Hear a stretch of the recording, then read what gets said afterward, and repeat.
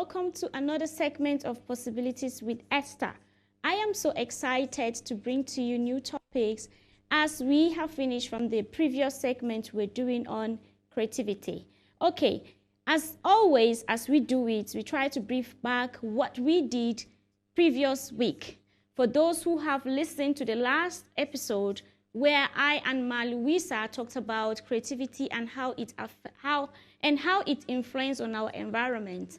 And today I'm going to be talking something totally differently, and I think this is very personal thing. I decided to talk about it, so it's going to be a bit different from what we usually talk about. So I hope it makes an impact to you, and I hope I get some messages from you and you get to share your experiences with me so that I can share it with all of us and then we learn from it.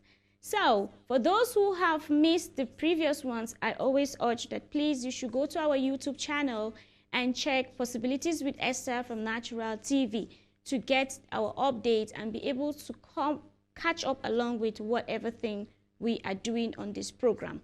Okay, so there's this thing has been disturbing me on my mind, is how some people tend to sit on their problems. And I know life is hard and I know how difficult it is.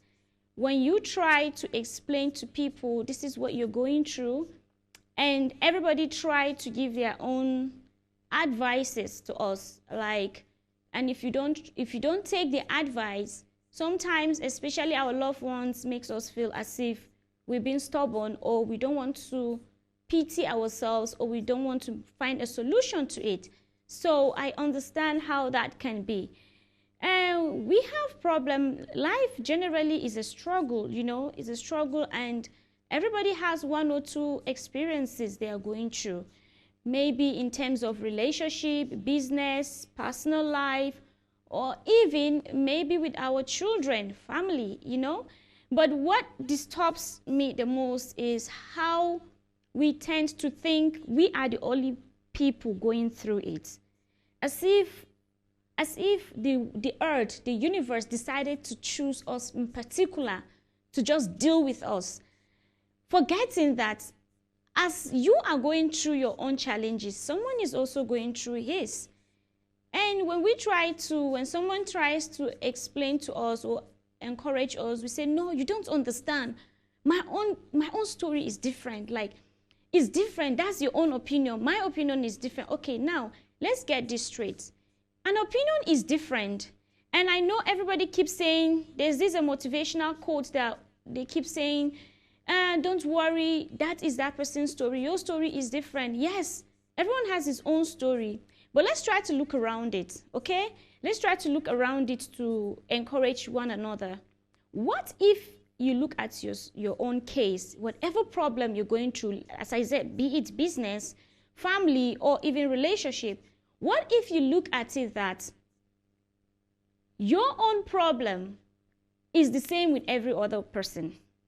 Yes, I know it sounds weird, I know it sounds somehow, but I think the more we think that our problem is different from another person, we tend to sit on it. And okay, it's normal. I mean, this problem is different from mine, so they do not expect me to just get up and start moving on. No.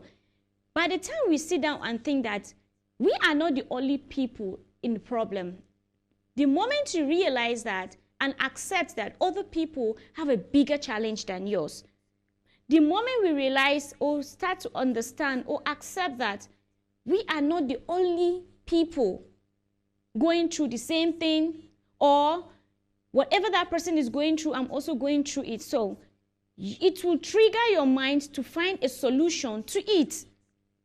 And for me, I think everybody's problem is the same, but everyone has a different mindset. So the way that person handles his or her own problem is different from the way I will handle my own problem. The way that person thinks of his or her own problem is different from the way I think about my own problem. So in a nutshell, there's a problem and everybody has it. But what most important is the mindset. So how do you deal with your mindset? Scholars and professionals say, according to research, that everything you think is a manifestation of what you're to become. Okay? So whatever thing you're thinking, whatever thing that comes to your mind, actually you keep attracting it. You keep attracting it. Before you know, have you ever sat down one day and, you just woke up and the day just starts? Maybe you pick your phone. Some of us, the moment we wake up, we don't even pray. The first thing we reach out to is our phone, go to the social media, and then we just see a news or an update, or maybe our ex puts one beautiful lady or one very handsome guy picture on social media, and then it just stir up our day. And that's how your day begins to happen. Then when you go to the bathroom, you're trying to pick up your toothbrush and it falls down. And like, what's going on today? And then you go to take the toothpaste and it just poops out. I'm like, okay, what's going on?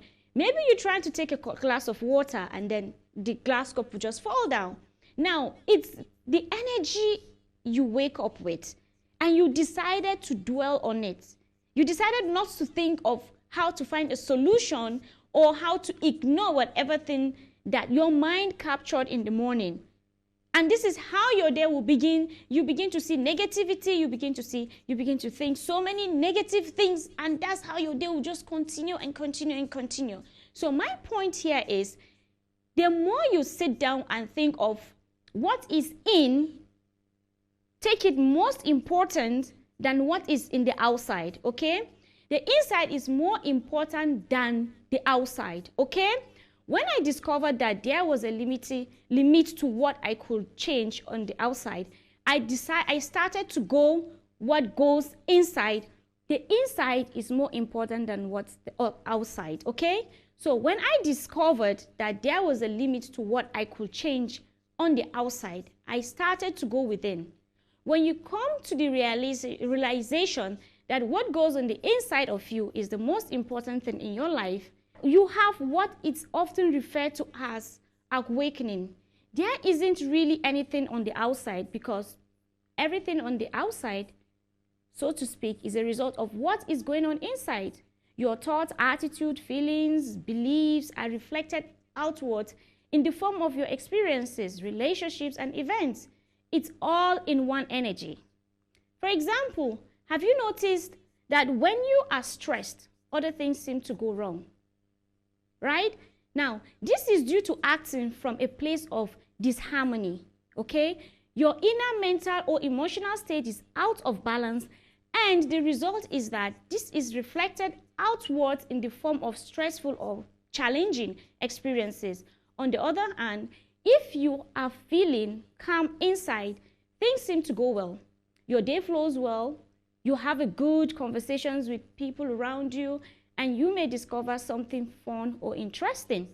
According to research, it is estimated that the human brain processes between 50,000 to 70,000 thoughts per day.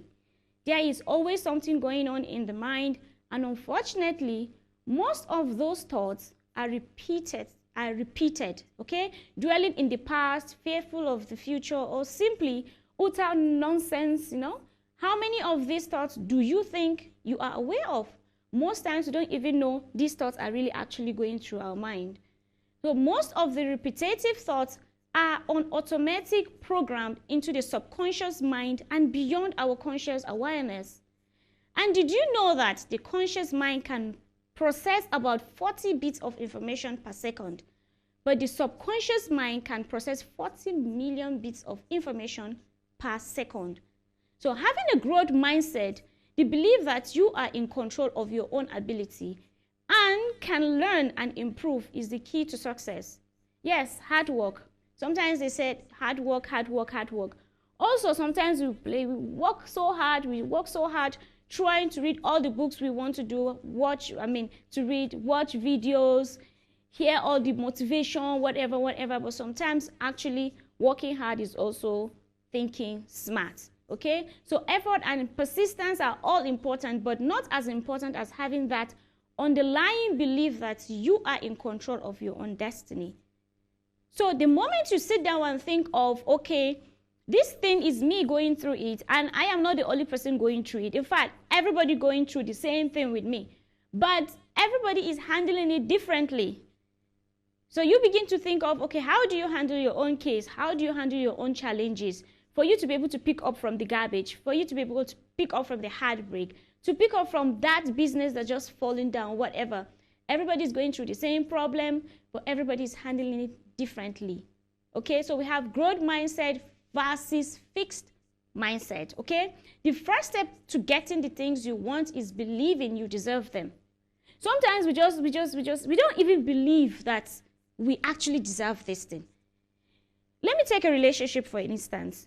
There's this guy who is cool, you know, and you feel that person is not supposed to ask you out. Why? Because you feel that you don't deserve to have that person.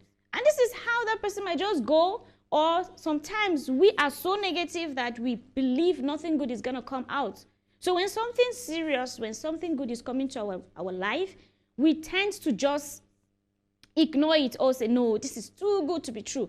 And believe you me, most people let good opportunity in terms of business pass them by. While also, some people also fall into the wrong one. So it's most important for you to know what actually you want. In terms of the business, let me chuck it in a little bit, is the fact that some business opportunities come to your table, or your friend or family tell you, okay, there's this business going on, and you feel like, no, this thing is too good to be true. It's just too good to be true, so you decide not to do it. Meanwhile, sometimes you feel, oh, it's so good, and then you go into it, and then it just flops. So it all determines on which opportunity comes to you and how you go with your mindset. Now, the first step to getting the things you want is believing you deserve them, far from a trivial platitude. This sort of thinking actually closely mirrors what modern psychology depicts in how our beliefs influence or our behavior. I would like us to look at this great icon as an example. Okay? Before I go into that, most times we dwell in our past. Okay? We blame the society, we blame our family, we blame somebody. We always blame someone. The last person we blame is us. We said, I cannot do this, I couldn't do this because my family, I come out from this family. If only my mom was like this, if only my dad was not beating my mom, if only they put me in the best school, if only like this. We give all the reasons to cover up our problem. But I think the moment you begin to think of your mindset, the moment you begin to think this problem, everybody's in this problem. After all, we're on the same planet, Earth. It's not that others are living in the Mars or Jupiter. We're all in planet Earth. And everybody is going through some problems. Trust me, even the rich ones, they have their own problem as well. They said you never know where it's leaking until you enter, as in you that you're living in your own house, you know where it's leaking. It's not that somebody will come and tell you this is where it's leaking. So it's the same thing, but what matters is that do not just sink yourself into it, because even the celebrities you're watching, they also gone through their own challenges. That's why I decided to look at this man's life and then try to show this short story with you. If you please try not to go anywhere and try to listen every bit of this story about David Goggins. His story really, really inspired me. I can't even imagine how many times I've been watching, I've been trying, I've been reading his stories, like, how is this guy doing this? You get it. So let's go into this history and see. Let me brief you in about it. David Goggins' mindset to know how he was able to achieve all that despite the challenges he has been through. And David Goggins is the only member of the U.S. Armed Forces ever to complete training as a Navy SEAL, Army Ranger, Air Force, Technical Air Controller. He is also a former Guinness World Record holder for completing 4,030 pull-ups in 17 hours. Today, at the age of 44, the retired SEAL is an accomplished endurance athlete, having completed more than 60 ultra marathons, triathlons and ultra triathlons, and having won a handful of them. He's also the New York Times best-selling author of Can't Hurt Me. Man, this guy is so on top of his game that nothing's gonna hurt him. No, I'm not even sure any girl will hurt this guy. Like, to hurt him, he has seen it all. Nothing you're just gonna come and tell him this is not, when you say don't go there, that's where David Goggins. But what caused that is from the pain, and he decided not to let whatever situation to affect him. In normal terms, you will say he's a lucky guy, but I think he has gone through his own thing as well. David Goggins, born in 1975 in New York, he didn't know the small joys of childhood. Instead, from the age of 6, he, his mother, and other brother were slaves to his birth father, was a self-made businessman, owning a roller disco ring, and his workforce was his family. For almost every night of the week, his father took his wife and kids out to his skating rink, where he made them work until midnight. When he was age 6, David's job was looking after the skating shoes. His mother would cook dinner over a hot plate in the ice rink office. Because of the sound and the loud music of his dad's workplace, this affected their sleep in his dad's office. Like, place is very noisy, you know. So this meant that Goggins regularly fell asleep in school and was unable to concentrate in lessons. This routine of school and late night work will be intolerant for any young child. But this was made more even brutal by Goggins' father, who made life all but unbearable. David was often witness to his father beating his mom with a belt if she disobeyed him. Oh my God. The dad will beat his mom with belts for spending his money on the kids for hospital bills. When David was 8, he and his mother managed to escape from their tormentor, which is the father. Imagine you having a father who has already become your tormentor, a slave in your father's house. It's crazy. Although David had escaped his abusive father, this did not mean that the rest of his childhood would be easier. He would spend the rest of his formative years in poverty and grappling with the demons of his past in small-town Indiana. David's early years began to raise its head when he was in the 3rd grade. After years of suffering at the hands of his own father, David developed a nervous stutter. His hair was also began to fall out. Patches of his skin lost pigments, and he turned a different color. This was all happening because David was suffering from toxic stress. This is a phenomenon in which young children who have undergone severe abuse experiences long-term changes in their brain chemistry. This results in permanent state of fight or flight, meaning that David was permanently on a high alert for danger. One side effect of toxic stress is that it has a limiting effect on children's memories. And David soon figured this out. Even the most gifted child will struggle to remember things that they have previously learned at school if they are suffering from this condition. This meant that David was labeled as stupid by some of his teachers. He was already the only black kid in his class, and he was now being yelled at and ridiculed on a daily basis. As he was threatened with being thrown out of school and placed in a special needs facility, David began doing the only thing he could get by. This means cheating on his homework and important tests.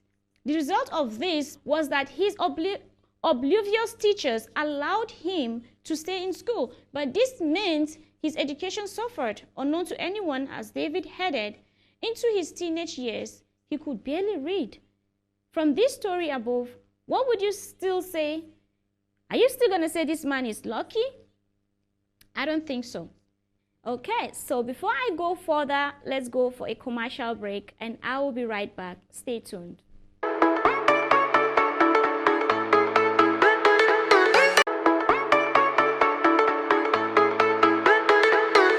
And welcome back from the commercial break. As I was saying, everything is about your mindset. I'm not the best at anything. I'm not gifted. I'm just driven. I'm a guy that came from nothing. Anybody's capable of doing shit like this. Anybody. And I sat in that tub. She put the water on me. She called my mom up. And my mom was dating a doctor at the time. The doctor said, you need to get him to a hospital now. She came back in. All I wanted to do was call Chris Costner on the phone, the race director of Badwater, and say I can get it. So she said, I'm taking you to the doctor. I said, no, let me sit here and enjoy this pain. She said, what are you talking about? I said, I need to go to the doctor. I realized that but I never thought it was humanly possible to do what I did. I went 70 miles, and at 70 miles, I was dead. I was at 100%, what I thought was 100%. I went 31 more miles after being in the worst physical shape I've ever been in my life. As I sat in that tub and the waters hit me, it was the most amazing feeling of accomplishment.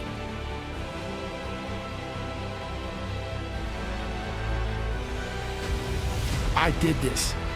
And as crazy as it sounds, it was the most amazing moment of my entire life. To come from this kid who was mentally torturing himself and was tortured, it's all to this guy now, who was able to overcome such amazing odds and obstacles. And I called Chris Costin up, the race director of Badwater, and he said, the idea of a 24-hour race is to run 24 hours. You only ran 19. And he put doubt in my mind that he would let me into Badwater. 2 weeks later, roughly, December 5th, was this marathon that we all signed up for. I couldn't walk. I could not walk. I ran 100 miles before I ran a marathon.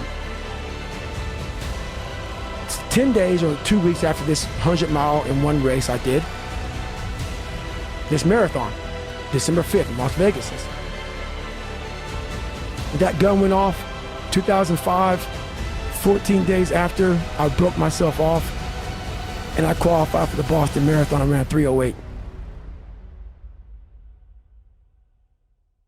Like, the gun went off and that thing came back. Like, all right, man, what if?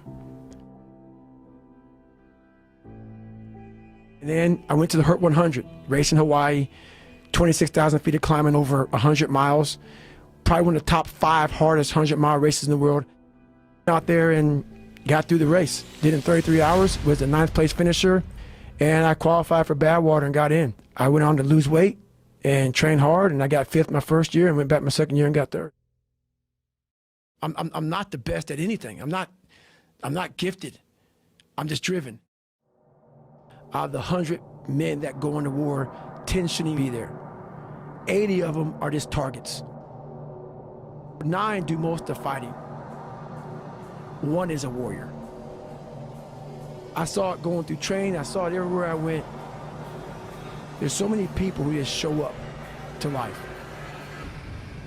There's something about talking to a guy like you that a lot of people hope that you're going to say some magic thing that's going to click in their brain. What you're saying is that you have to do those things. You have to suffer. You have to live in it. You have to be comfortable in it. And then maybe some of that shit will help you a little bit along the way.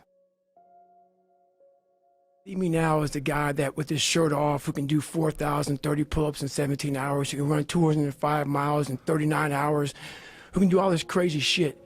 But what they don't understand is they don't understand the journey that it took me to get to this point. And what got me to this point was I was just the opposite of what I am today. I was that guy who ran away from absolutely everything that I got in front of me. I wanted to quit so badly, but I quit everything in my life. I copied through school. I wanted to prove people wrong.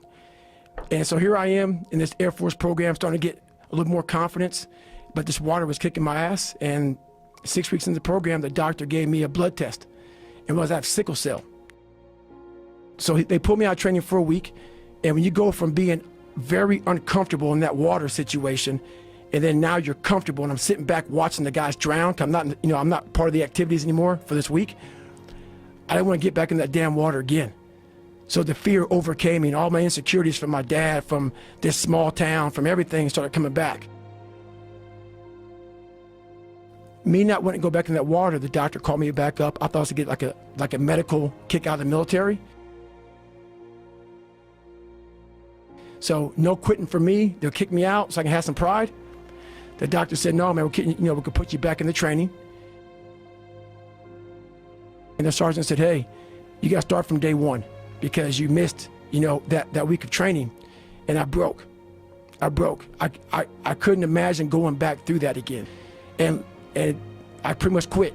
Even though they gave me a medical, I quit. So from the age of 19 to the age of 22, I went and did a job called TAC P, where you control fast movers behind enemy lines. Cool job, but there's no water. I was afraid of the water, so I avoided it. And I gained 125 pounds in that time frame. I went from 175 to almost 300, to 297 was my heaviest. And I started finding things that was comfortable. And the more things I found comfortable, the more uncomfortable my mind was. Because that voice I was telling you about, it always was there. I was just trying to avoid that conscience. I wanted to be left alone from that conscience, and it wouldn't leave me alone. So I got out of the Air Force, and I started working for a job called Ecolab, where you spray for cockroaches at 24, and spraying at different Steak and Shakes, Red Lobster, whatever, from 11 o'clock at night to 7 o'clock in the morning. And what changed, I came home and watched this Discovery Channel show, Class 224. I came home from Steak and Shake. I sprayed it down last, get a big old large 42-ounce shake, walk across the street and get a box of mini donuts from 7-Eleven, and I would drive home for 45 minutes. This big old fat guy, read about how we can quickly get somewhere. That's why the 6-minute ab is so powerful. You may get some results from it, but they're not permanent. The permanent result comes from you. I say it all the time. You have to suffer. You have to make that a tattoo on your brain, so when that hard time comes again, you don't forget it. He changed his mind. Like, he changed. Imagine you having your dad. I know there are lots of people going through some challenges like that. Like, some of us will even think that, are we really the child of these parents? Even though sometimes, we're too stubborn that our children, our parents have to just do what they need to do just to put us in order. So the key point of this message is this. In this story is that even though David Goggins came from a background of a violent, traumatic, and improvised childhood, he emerged from this with a dream.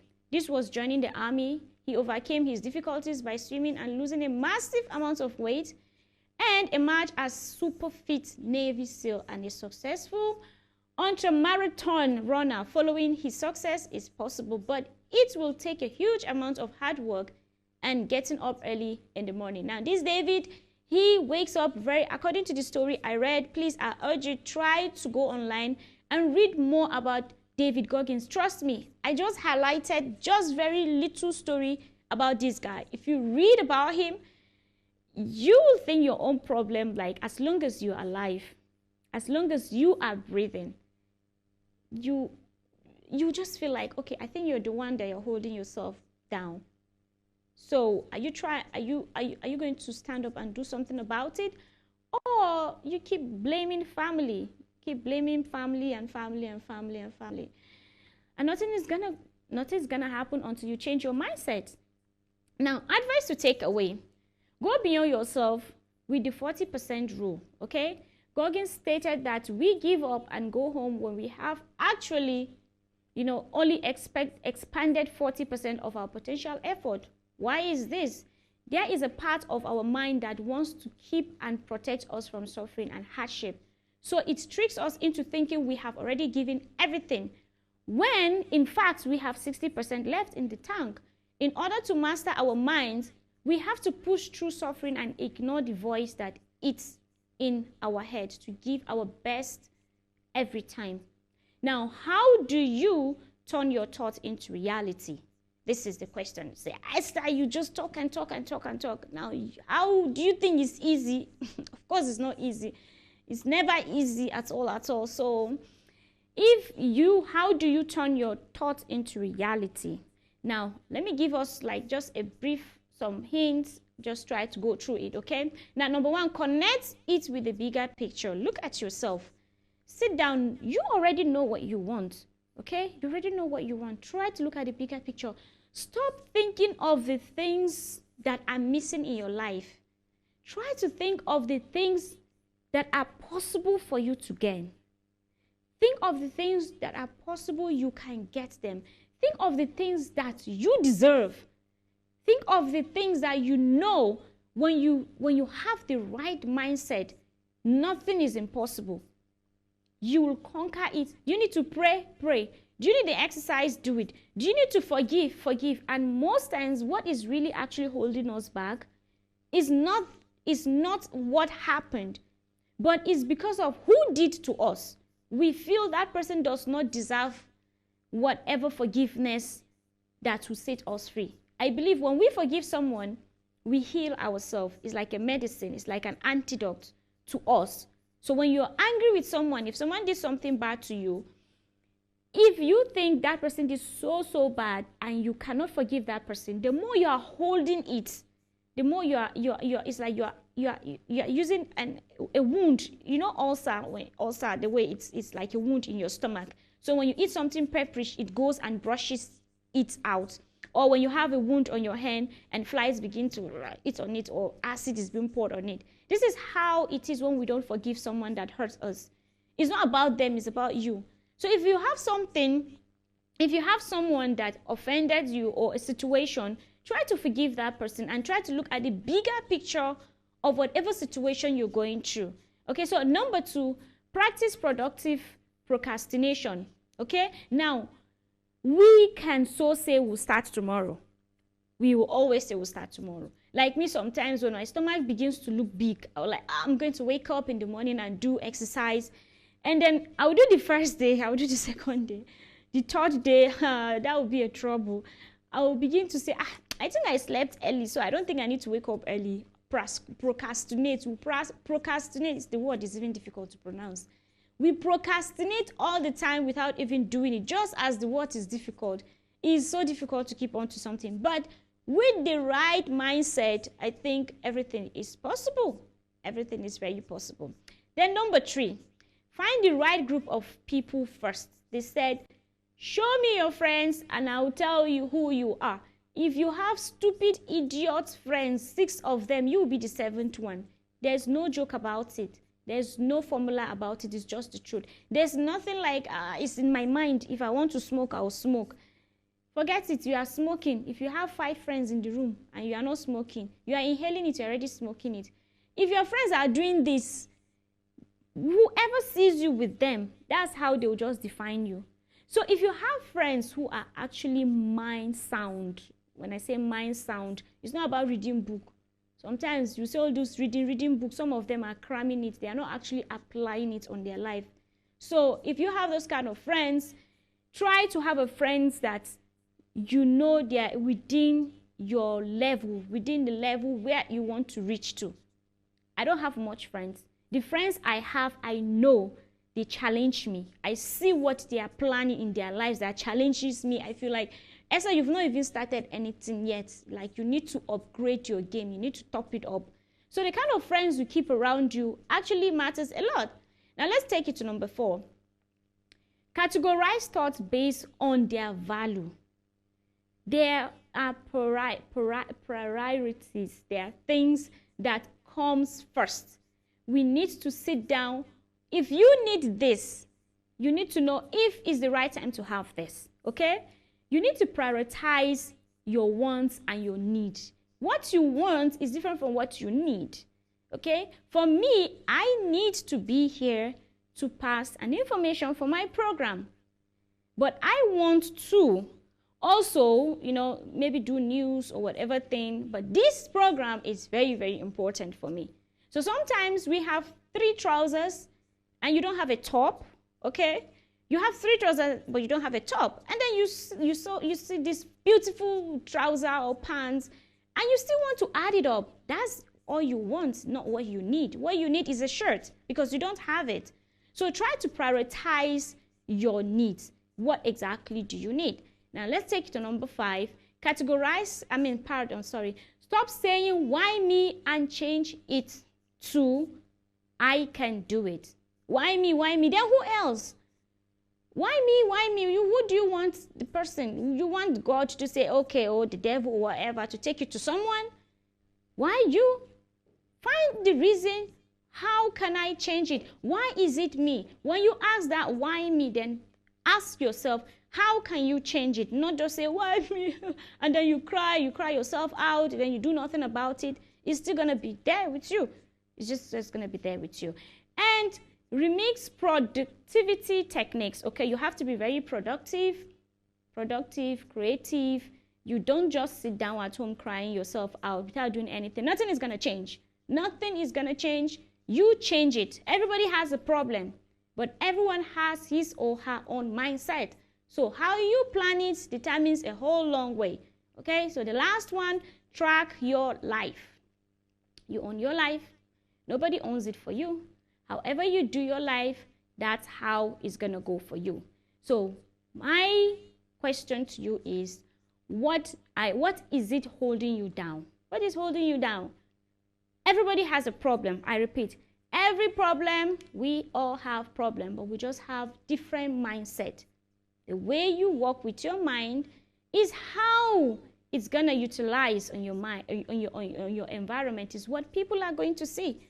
So, are you still gonna be there, or you're still trying to do something about it? I'm still Esther James. I hope I am impacting. I hope whatever message I'm giving you, it has an impact. And please, there's a number on your screen. My email is there. Try to send me a message. If you have a story you want to share, sometimes we need someone to listen. Sometimes we need someone to listen, not probably just to give a solution. Are you the person that someone is trying to get your attention to listen? Try to listen to that person. Maybe it will heal. Maybe it will help that person, okay? Or are you holding grudges with someone? Try to forgive for your own good so that it will heal you up. When you're healed, you can move on. Your mindset, do not limit your potential. Do not limit your future on environments, where you're coming from, politics or whatever thing. No one says it's easy, but I say to you, everything is possible. All it requires is your mindset. Mindset is everything, If you know the capacity of human brain, yeah, most of us have not even reached any little capacity. If you read about David Goggins, you'll be surprised what this guy went through and the kind of routine he does. Like, it's already part of him. They said everything you constantly do for 90 days, it becomes part of you. But the problem is procrastination. Most times we don't even want to do it. We start 1 week, and then next week we're like, okay, let's relax. And then before we do, and that applies in everything around us. Business, relationship, school, everything around us. So until we begin to take care of that, we will be able to figure out the solution to our problems.